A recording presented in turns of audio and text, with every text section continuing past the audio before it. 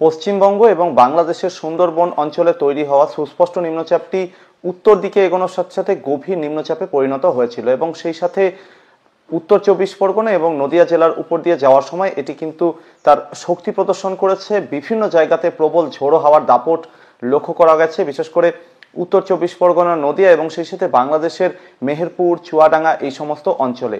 এবং ঘূর্ণিঝড়ের আগের স্টেজ পর্যন্ত কিন্তু সিস্টেমটি তার সক্রিয়তা দেখাতে পেরেছে। প্রবল বৃষ্টি দেওয়ার পর ওয়েদার সিস্টেমটি এই মুহূর্তে গভীর নিম্নচাপ রূপে পশ্চিমবঙ্গের সীমানা অতিক্রম করে ঝাড়খণ্ডের দেওঘর এবং সংলগ্ন এলাকাতে অবস্থান করছে।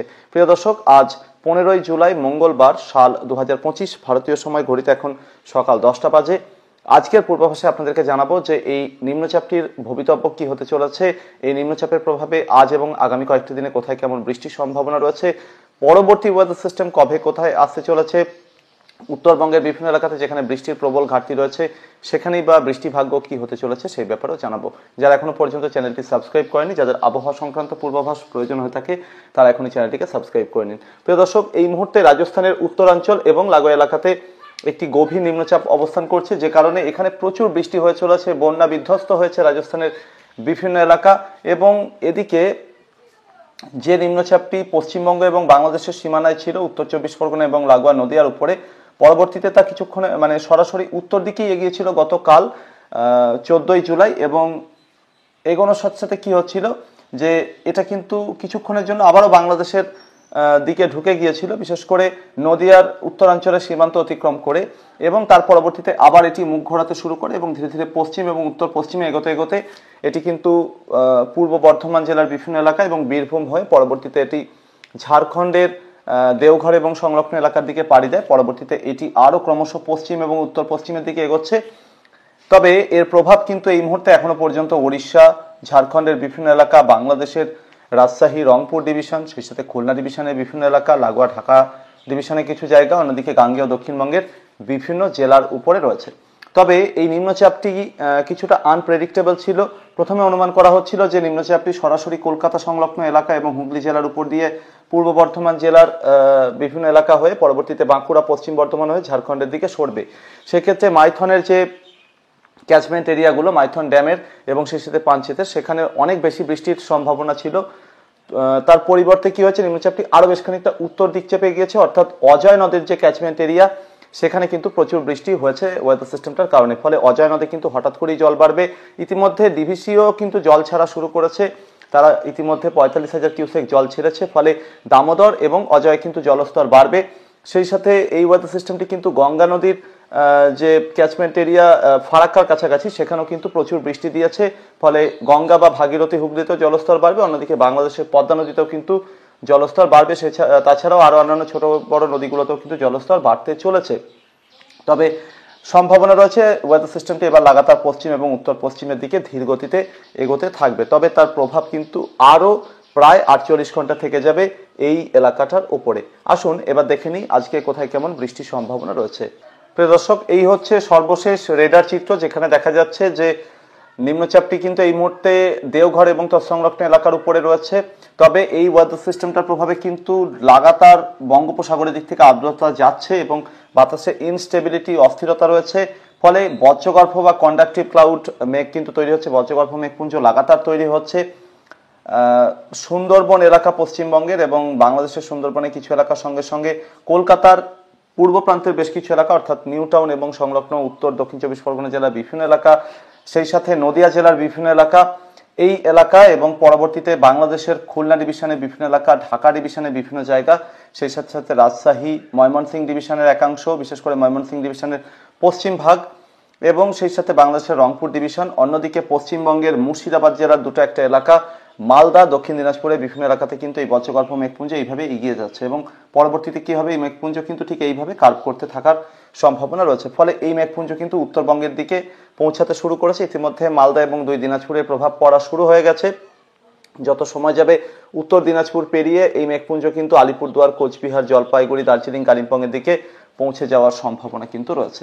এদিকে এই মেঘপুঞ্জ থেকে কিন্তু বিভিন্ন জায়গাতে বজ্রপাত হচ্ছে। নদিয়া, উত্তর চব্বিশ পরগনা, দক্ষিণ চব্বিশ পরগনা, বাংলাদেশের খুলনা, রাজশাহী, ময়মনসিংহ, অন্যদিকে রংপুর ডিভিশনে, ঢাকা ডিভিশনে বিভিন্ন জায়গাতে। ফলে যেহেতু দিনের বেলাতে এই অ্যাক্টিভিটিগুলো হচ্ছে অর্থাৎ বজ্রপাত হচ্ছে, তাই সতর্কতা নিতে হবে। যে সমস্ত চাষি ভাইয়েরা চাষের জমিতে যাচ্ছেন তাদের অনুরোধ করব এই এলাকাগুলোতে আজকে চাষের জমিতে না যাওয়াটাই সব থেকে ভালো হবে, এবং যারা চাষের জমিতে পৌঁছে গেছেন তাদের কিন্তু অবিলম্বে ফিরে আসতে অনুরোধ করব, কারণ যে কোনো সময় কিন্তু এই এলাকাগুলোতে বজ্রপাতের বড়সড় আশঙ্কা থাকছে। এদিকে গাঙ্গেয় দক্ষিণবঙ্গের ভিতরের দিকের যে কিছু জেলা, পশ্চিমের কিছু জেলা, সেখানেও কিন্তু টুকরো টুকরো মেঘপুঞ্জ অবস্থান করছে, তা থেকে অল্প স্বল্প বৃষ্টি এই এলাকাগুলোতে হচ্ছে। তবে যে এলাকাগুলোতে এই যে হলুদ রঙে রাঙানো যে জায়গাগুলো দেখতে পাচ্ছেন, এখানে কিন্তু প্রচুর বৃষ্টি হয়ে চলেছে এবং এর সাথে সাথে খানিকটা ঝোড়ো হাওয়াও কিন্তু এখানে পরিলক্ষিত হচ্ছে। প্রিয় দর্শক, আজকে 15 জুলাই মঙ্গলবার, অর্থাৎ আগামী 24 ঘন্টার মধ্যে কোথায় কেমন বৃষ্টির সম্ভাবনা রয়েছে সেটার দিকে একটু নজর রাখবো। ওড়িশার পূর্বাঞ্চলে বিভিন্ন এলাকা, এই এলাকাগুলোতে বৃষ্টির পরিমাণ কম থাকবে, ফলে এখানে 32 থেকে 33 ডিগ্রি সেলসিয়াসের তাপমাত্রার সঙ্গে সঙ্গে কিন্তু বেশ খানিকটা গুমোট ভ্যাপসা গরম অনুভূত হবে। পশ্চিম ওড়িশা, উত্তর ওড়িশার দিকে বৃষ্টির পরিমাণ কোথাও কোথাও বেশি থাকতে পারে, ফলে এখানে তাপমাত্রা খানিকটা নিয়ন্ত্রণে থাকবে এবং হালকা থেকে মাঝারি ধরনের বৃষ্টির সঙ্গে সঙ্গে এই এলাকাগুলোতে কোথাও কোথাও ভারী বৃষ্টি নজরে আসতে পারে। ঝাড়খণ্ড জুড়েই আজকে হালকা থেকে মাঝারি ধরনের বৃষ্টির সঙ্গে সঙ্গে ভারী বৃষ্টির সম্ভাবনা রয়েছে, যার মধ্যে ধানবাদ, দেওঘর এই এলাকাগুলোতে ভারী বৃষ্টির সম্ভাবনা বেশি থাকছে। রাঁচি সহ আশেপাশের জামশেদপুর, চাকুলিয়া এই এলাকাগুলোর দিকে হালকা থেকে মাঝারি ধরনের বৃষ্টিপাতের সম্ভাবনা বেশি।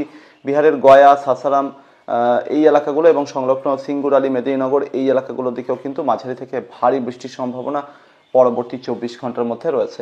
বিহারের দক্ষিণাঞ্চলের বিভিন্ন এলাকাগুলোতে যখন ভারী বৃষ্টির সম্ভাবনা থাকছে, উত্তর পশ্চিম বিহারের দিকটাতে ড্রাই বা শুকনো আবহাওয়া থাকার সম্ভাবনা বেশি।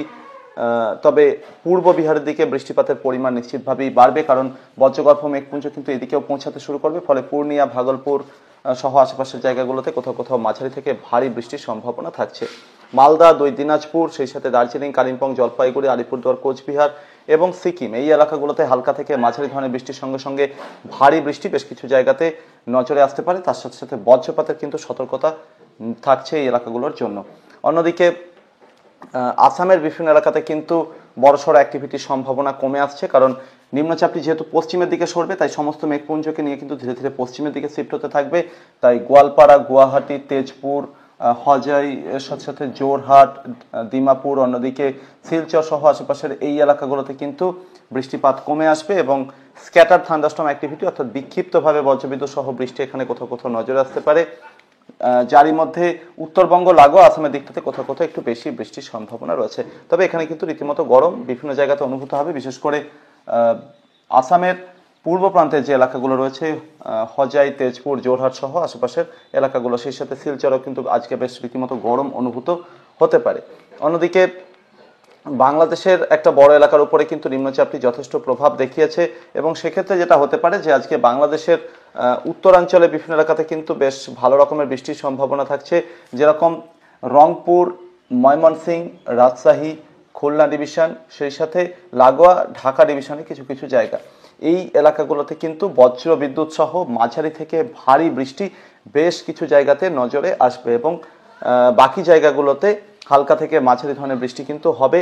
তবে সিলেট এবং ময়মনসিংহ ডিভিশনের একেবারে সিলেট লাগোয়া যে এলাকাগুলো সেই দিকটাতে অর্থাৎ পূর্ব প্রান্তে এই এলাকাগুলো, ভারতের ত্রিপুরা, সেই সাথে সাথে চট্টগ্রাম ডিভিশনের বিভিন্ন এলাকা, বরিশাল ডিভিশনের একেবারে পূর্ব প্রান্তের বিভিন্ন এলাকা, এই এলাকাগুলোর দিকে কিন্তু নিম্নচাপের প্রভাব কমতে শুরু করবে, কারণ সিস্টেমটা কিন্তু লাগাতার পশ্চিমের দিকে এগোতে থাকবে।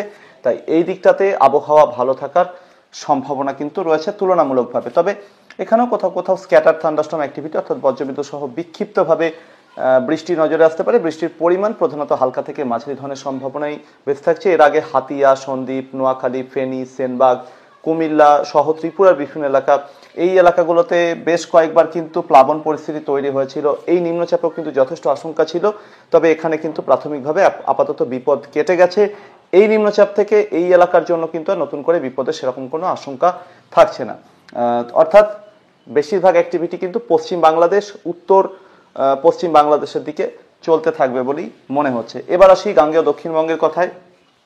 কলকাতা সহ গাঙ্গেয় দক্ষিণবঙ্গের সমস্ত জেলাতেই আজকে বৃষ্টির সম্ভাবনা রয়েছে।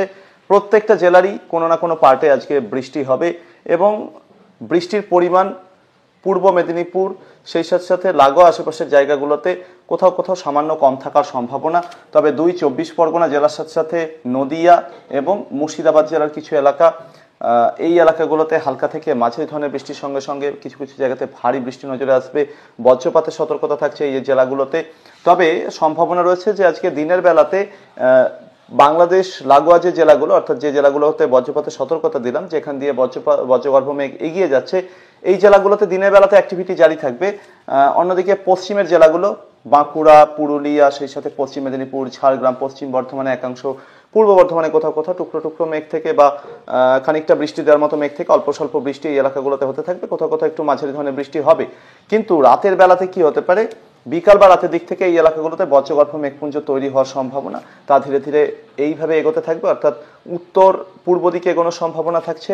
তাই পূর্ব বর্ধমান, সেই সাথে সাথে নতুন করে নদিয়া, মুর্শিদাবাদ, পশ্চিম বর্ধমান, বীরভূম, এমনকি বাঁকুড়া এবং লাগোয়া কিছু জায়গা, এই এলাকাগুলোতে আজ রাতের দিকে ভারী বৃষ্টির সম্ভাবনা থেকে যাচ্ছে এবং সেক্ষেত্রে এখানে বজ্রপাত সহ বৃষ্টি হতে পারে, তাই সতর্কতা নিতে হবে। এবং এই এলাকাগুলোতে কিন্তু দমকা হাওয়া রাতের দিকে কোথাও কোথাও বয়ে যাওয়ার সম্ভাবনা সম্পূর্ণভাবে রুল আউট করা যাচ্ছে না। প্রিয় দর্শক, আগামীকাল 16 জুলাই হতে হতে এই নিম্নচাপটি আরো বেশ খানিকটা পশ্চিম এবং উত্তর পশ্চিমের দিকে সরবে, ফলে ঝাড়খণ্ডের বিভিন্ন এলাকার সঙ্গে সঙ্গে মধ্যপ্রদেশের বিভিন্ন এলাকা, উত্তরপ্রদেশের কিছু কিছু জায়গাতে প্রভাব পড়া শুরু হবে। তবে ঝাড়খণ্ডের বিভিন্ন এলাকাতে কিন্তু এর প্রভাব কম বেশি থেকে যাবে, প্রভাব থেকে যাবে উত্তরবঙ্গের বিভিন্ন জেলার দিকে। এর ফলে যেটা হবে, ঝাড়খণ্ডের বিভিন্ন এলাকাতে ছড়িয়ে ছিটিয়ে বৃষ্টি হবে, হালকা থেকে মাঝারি ধরনের বৃষ্টি এবং কিছু কিছু জায়গাতে ভারী বৃষ্টি নজরে আসবে। গাঙ্গেয় দক্ষিণবঙ্গের পশ্চিমের জেলাগুলো, বাঁকুড়া, পশ্চিম বর্ধমান, বীরভূম, সেই সাথে পশ্চিম মেদিনীপুরে একাংশ, সেই সাথে সাথে ঝাড়গ্রাম, অন্যদিকে পুরুলিয়া, এই জেলাগুলোতে মাঝারি ধরনের বৃষ্টির সম্ভাবনা আগামীকাল থাকবে। অন্যদিকে মালদা, দুই দিনাজপুর, দার্জিলিং, কালিম্পং, জলপাইগুড়ি, আলিপুরদুয়ার, কোচবিহার, সিকিম, এই জেলাগুলোতেও হালকা থেকে মাঝারি ধরনের বৃষ্টিপাতের সম্ভাবনা থাকবে। দুটো একটা জায়গাতে এই জেলাগুলোর ভারী বৃষ্টির সম্ভাবনা সম্পূর্ণভাবে আগামীকালকের জন্য রোল আউট করা যাচ্ছে না। এদিকে দক্ষিণবঙ্গের জেলাগুলোতে আগামীকাল বৃষ্টিপাতের পরিমাণ কমে আসার সম্ভাবনা রয়েছে, কারণ নিম্নচাপটি আরও পশ্চিমের দিকে সরে যাবে আজকের তুলনায়।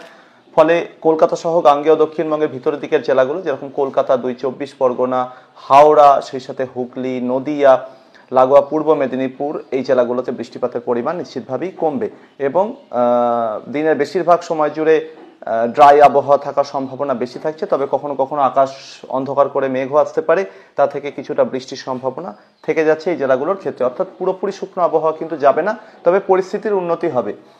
আর বাকি জেলাগুলোর কথা তো বললাম। অন্যদিকে বাংলাদেশের উত্তরাঞ্চলে রংপুর, রাজশাহী, ময়মনসিংহ, লাগোয়া সিলেট ডিভিশন, ঢাকা ডিভিশনের কিছু কিছু জায়গা, খুলনা ডিভিশনের কিছু এলাকা, বিশেষ করে খুলনা ডিভিশনের উত্তর এলাকাগুলো, এখানেও হালকা থেকে মাঝারি ধরনের বৃষ্টি কম বেশি চলতে থাকবে। কোথাও কোথাও ভারী বৃষ্টির সম্ভাবনা সম্পূর্ণভাবে রুল আউট করা যাচ্ছে না।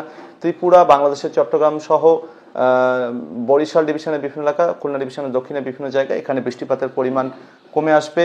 রোদের দেখা অবশ্যই মিলবে, ইতিমধ্যে আজও বিভিন্ন জায়গাতে রোদের দেখা মিলছে এবং ভ্যাপসা গুমট গরম কিন্তু ইতিমধ্যেই অনুভূত হচ্ছে। তো এইরকমই আবহাওয়া আগামীকালও থাকবে এই এলাকাগুলোতে। এর পরবর্তীতে যেটা হতে পারে যে জুলাইয়ের 17 তারিখ হতে হতে কিন্তু নিম্নচাপটি বেশ খানিকটা দুর্বল হয়ে আরও পশ্চিমের দিকে সরবে এবং দুর্বল হওয়ার কারণে এবং তার সাথে সাথে বাংলা থেকে দূরত্ব বেড়ে যাওয়ার কারণে এই সময় যেটা হবে, কলকাতা সহ গাঙ্গেয় দক্ষিণবঙ্গের সঙ্গে সঙ্গে উত্তরবঙ্গের আবহাওয়াতে সার্বিকভাবে উন্নতি হবে, অর্থাৎ বেশিরভাগ জায়গাতে আবহাওয়ার উন্নতি হবে। কোথাও কোথাও বিক্ষিপ্তভাবে হালকা বৃষ্টির সম্ভাবনা থাকছে, দুটো একটা জায়গাতে হালকা থেকে মাঝারি ধরনের বৃষ্টি বিক্ষিপ্তভাবে হতে পারে। মাথায় রাখবেন, বেশিরভাগ জায়গাতে কিন্তু বৃষ্টির সম্ভাবনা কমে আসবে এই সময়। সাথে সাথে বিহারের বিভিন্ন এলাকা, বিশেষ করে পূর্ব বিহার, সেই সাথে সাথে ঝাড়খণ্ডের পূর্ব প্রান্তের বিভিন্ন এলাকা, অর্থাৎ পশ্চিমবঙ্গ ঘেঁষা জায়গাগুলো, ওড়িশার বিভিন্ন এলাকা, সর্বত্রই আবহাওয়াতে উন্নতি হবে। বাংলাদেশের বেশিরভাগ জায়গাতেও বৃষ্টির পরিমাণ কমে আসবে, তবে সিলেট ডিভিশন সহ মেঘালয় কিছু কিছু জায়গাতে হালকা থেকে মাঝারি ধরনের বৃষ্টি বজ্রবিদ্যুৎ সহ হতে পারে, এরকমই সম্ভাবনা থাকছে। অর্থাৎ আবহাওয়াতে কিন্তু নিশ্চিতভাবে উন্নতি চোখে পড়বে এবং এই সময় যেটা হবে, তাপমাত্রা বাড়বে, রোদের দেখা মিলবে বেশিরভাগ এলাকা জুড়ে এবং কখনো কখনো আবার আকাশ মেঘে ঢেকে যাবে, ভ্যাপসা গরম কিন্তু অনুভূত হবে, তাপমাত্রা কিন্তু পাল্লা দিয়ে বৃদ্ধি পাওয়ার সম্ভাবনা রয়েছে। প্রিয় দর্শক, এর পরবর্তীতে যত সময় যাবে লাগাতার রোদের তেজ বাড়তে থাকবে, মেঘের ঘনত্ব কমতে থাকবে বেশিরভাগ এলাকা জুড়ে, অর্থাৎ যে এলাকাগুলোর পূর্বাভাস দিচ্ছি সেই এলাকাগুলোতে, এবং বৃষ্টিপাতের সম্ভাবনা ধীরে ধীরে আরও কমে আসবে।